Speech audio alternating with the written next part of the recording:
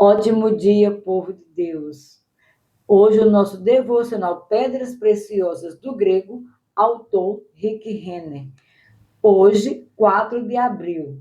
Título: Quantos soldados são necessários para prender um homem? Texto base, João 18, verso 3. Tendo, pois, Judas recebido a escolta e dos principais sacerdotes e dos fariseus, alguns guardas, chegou a este lugar com lanternas, tochas e armas. Jesus tem o maior poder de todo o universo. Quando andou pela terra, ele curou os enfermos, expulsou demônios, ressuscitou os mortos, caminhou sobre a água, transformou a água em vinho e multiplicou pães e peixes. De fato, Jesus realizou tantos milagres que o apóstolo João disse: há, porém, ainda muitas outras coisas que Jesus fez. Se todas elas fossem relatadas uma por uma, creio eu que nem no mundo inteiro caberiam os livros que seriam escritos. João 21, verso 25. Satanás estava aterrorizado com Jesus. Foi por isso que o inimigo inspirou Herodes, o Grande, a tentar matar o Messias recém-nascido, assassinando todos os bebês de Belém e arredores. Mateus 2,16. Quando isso falhou, o diabo tentou destruir Jesus, seduzindo com tentações no deserto. E quando isso falhou, o diabo tentou matar Jesus em numerosas ocasiões, usando pessoas religiosas iradas. Você se lembra das muitas vezes em que os líderes religiosos tentaram e não conseguiram prender Jesus? Os evangelhos estão repletos de exemplos de quando ele escapou sobrenaturalmente das mãos de seus agressores. Vê Lucas capítulo 4, verso 30, João 7,30, João 8,59 e João 10,39. Ora, esse era o momento da tentativa seguinte de Satanás usando Judas Iscariotes. E parece que o diabo estava preocupado em não ter sucesso novamente. Assim, o inimigo inspirou Judas a liderar um enorme grupo de soldados romanos e policiais do templo para prenderem Jesus. Havia soldados demais naquele grupo para capturar um único indivíduo, a menos que aquele indivíduo fosse o Filho de Deus. Os líderes religiosos que o demônio estava usando também estavam cheios de ódios contra Jesus. Considerando-se quantas vezes Jesus já havia escapado de suas mãos, eles deviam estar preocupados com ele, aliás, com que ele pudesse escapar também dessa vez. Após servir a comunhão aos seus discípulos, Jesus se retirou para o jardim de Getsêmani para orar. João 18,2 nos diz que era costume de Jesus ir ali para orar com os seus discípulos. Portanto, Judas sabia precisamente onde encontrar Jesus naquela noite, quando era o momento de levar os soldados e a guarda do templo para prendê-lo. João 18,3 diz: tendo, pois, Judas recebido a escolta e dos principais sacerdotes e dos fariseus alguns guardas, chegou a este lugar com lanternas, tochas e armas. Esse versículo diz que Judas recebeu a escolta e dos principais sacerdotes e dos fariseus alguns guardas. Quero que você entenda exatamente quem eram os homens dessa escolta e esses guardas dos principais sacerdotes, para que possa ter a visão completa do que aconteceu naquela noite no Monte das Oliveiras. Acredito que você ficará perplexo ao perceber o gigantesco número de homens armados que foram procurar Jesus naquela noite. Os soldados que Judas levou com ele ao jardim de Getsêmani eram soldados que serviram na fortaleza Antônia, uma torre que havia sido construída pelos governantes asmoneus. Mais tarde, ela foi rebatizada como Fortaleza Antônia pelo rei Herodes em homenagem a um dos seus maiores patronos, Marco Antônio. Sim, o mesmo Marco Antônio que se apaixonou pela rainha egípcia Cleópatra. A Fortaleza Antônia era um edifício enorme, construído sobre uma rocha, com altura de quase 23 metros. Suas laterais haviam sido totalmente alisadas para tornar difícil para os inimigos escalarem suas paredes. Embora tivesse muitas torres, a mais alta estava localizada no canto sudoeste, dando ao atalaia uma visão ampla da área do templo, bem como de grande parte de Jerusalém. Dentro desse enorme complexo havia um grande pátio interno para os exercícios da coorte romana, composta por 300 a 600 soldados especialmente treinados, situados ali. Essas tropas estavam prontas para agir de modo defensivo no caso de uma rebelião ou motim. De fato, uma escada conduzia da torre ao interior do templo, permitindo que os soldados entrassem no templo em questão de minutos se um distúrbio ocorresse ali. Certo escritor observou que havia até mesmo uma passagem secreta da torre até o pátio interno dos sacerdotes, possibilitando os soldados chegarem até mesmo àquele local sagrado e proibido. João 18,3 registra haver uma escolta no jardim naquela noite. A palavra grega para escolta é spaura. Essa é a palavra que descreve uma coorte militar, o grupo de 300 a 600 soldados anteriormente mencionado. Esses soldados, extremamente bem treinados, eram equipados com as melhores armas daquela época. João 18,3 também nos diz que na noite em que Jesus foi preso, essa escolta de soldados eram acompanhada por guardas dos principais sacerdotes e fariseus. A palavra guardas provém da palavra grega raperetas, que tem vários significados nos tempos do Novo Testamento. Mas, nesse caso, descrevia os policiais que trabalhavam nas áreas do templo. Uma vez proferido um juízo pelo tribunal religioso, era responsabilidade da guarda do templo executar esses julgamentos.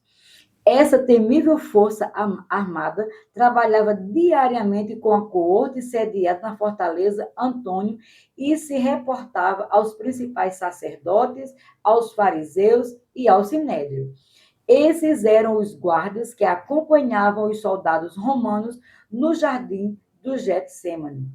Portanto, podemos concluir que quando os soldados romanos e a guarda do templo chegaram para prender Jesus, a encosta onde o jardim estava localizado ficou literalmente coberta por soldados romanos e milícias altamente treinadas do monte do templo.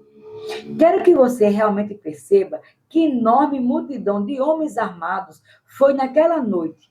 Então vejamos o que os outros evangelhos nos contam sobre esse mesmo incidente. Mateus 26, verso 47 diz que era uma grande turba de soldados, usando as palavras gregas orhilos, paulos, para indicar que era uma grande multidão de homens armados.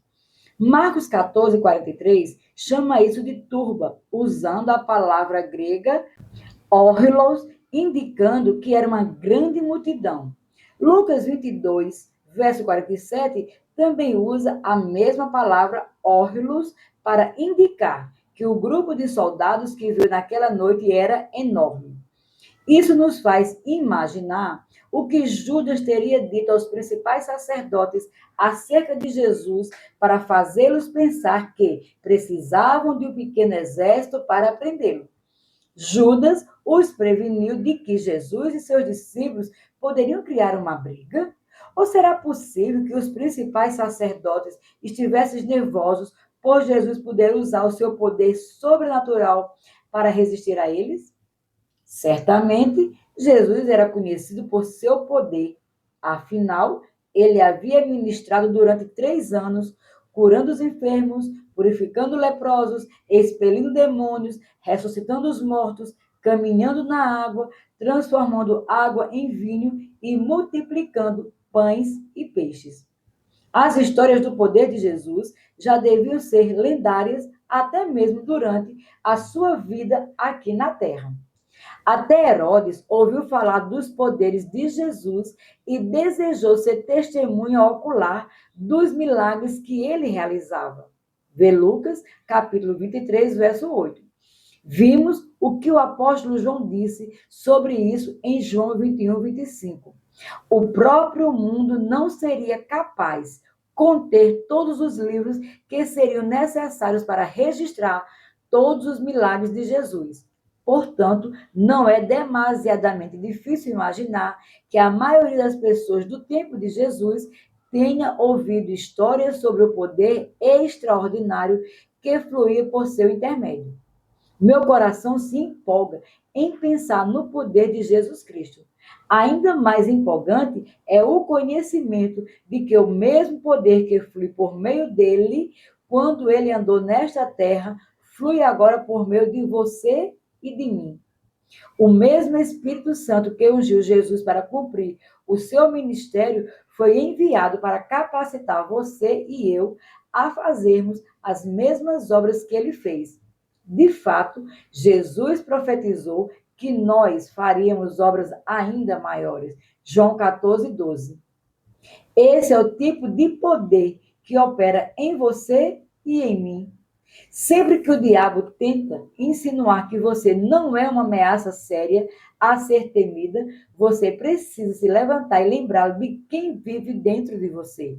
Diga ao diabo e, ao mesmo tempo, lembre a si mesmo que o maior vive dentro de você. 1 João 4,4 e que você é um vencedor do mundo. 1 João 5,4. Lembre-se todos os dias de que o mesmo poder que ressuscitou Jesus vive agora dentro de você e está à sua disposição 24 horas por dia. E na próxima vez em que você enfrentar uma situação que requer poder, abra o seu coração e deixe-o fluir, porque a unção que estava em Jesus está agora sobre você. Minha oração para hoje. Senhor, sou muito grato porque tu possuíres o maior poder de todo o universo. Não estou servindo a um Deus morto. Estou servindo a um Senhor vivo que está intercedendo por mim à direita do Pai nesse exato momento. Jesus, venho a ti como meu grande sumo sacerdote e te peço hoje que tu me enchas com teu poder 24 horas por dia, 365 dias por ano. Não quero apenas saber de ti intelectualmente, quero realmente te conhecer. Quero experimentar o teu poder e andar nos teus caminhos. Assim eu oro em o nome de Jesus. Minha confissão para hoje.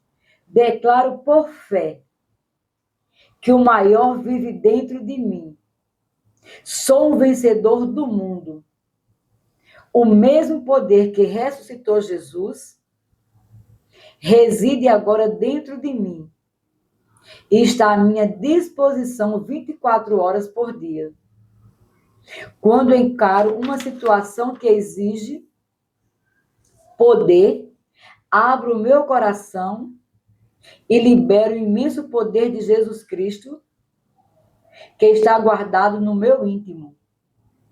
Esse poder reside continuamente em meu coração e é mais do que suficiente para enfrentar e superar qualquer obstáculo que o diabo tente colocar em meu caminho.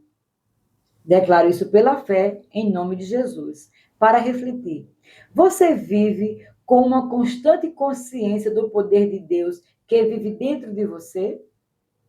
Quais são algumas passagens que você pode confessar sobre o poder de Deus que está disponível para você? Seria bom você escrevê-las e colocá-las em um lugar visível para poder ser lembrado delas todos os dias. Essa foi o numeral 2. Numeral 3. Você consegue pensar em algumas vezes em sua vida nas quais a unção de Deus estava sobre você tão fortemente que você teve consciência desse grande poder fluindo por seu intermédio para outras pessoas? Se alguém lhe perguntasse como foi ter a unção fluindo através de você, como a descreveria? Sejam abençoados na prática da palavra.